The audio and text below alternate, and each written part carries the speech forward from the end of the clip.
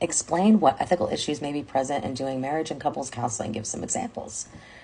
You don't want to see any family members or friends. It absolutely blurs the lines of confidentiality. You may know who they're talking about, and it may affect your relationship outside of the professional sessions.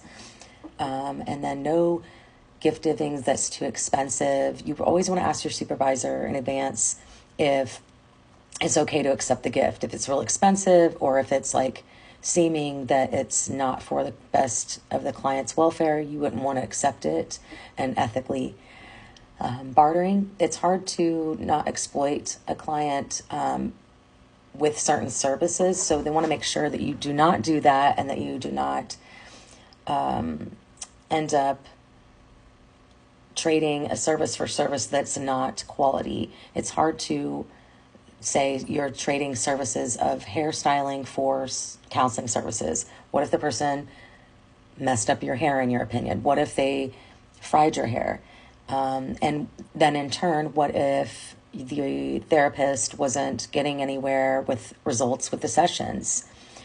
So we have to look at both sides of that, and no touching, hugging, the clients, or getting too close to the clients, because you could trigger them and re-traumatize them of something they've went through, and ultimately lose your license if it's something extreme.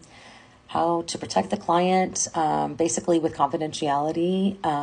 Notes, VPN would be a great thing with your notes when it comes to online counseling and your sessions. And then the HIPAA, you don't want to share their names or info without their written authorization of the client info is signed. Also, you may have to break confidentiality with dependent abuse, elder abuse, abuse of a minor, or self-harm is brought about. And then why is it important to understand the nuclear family breakdown? Give example of what happens when a family ethically breaks down. It is really, honestly, it has made people since the 60s marry later. They divorce more.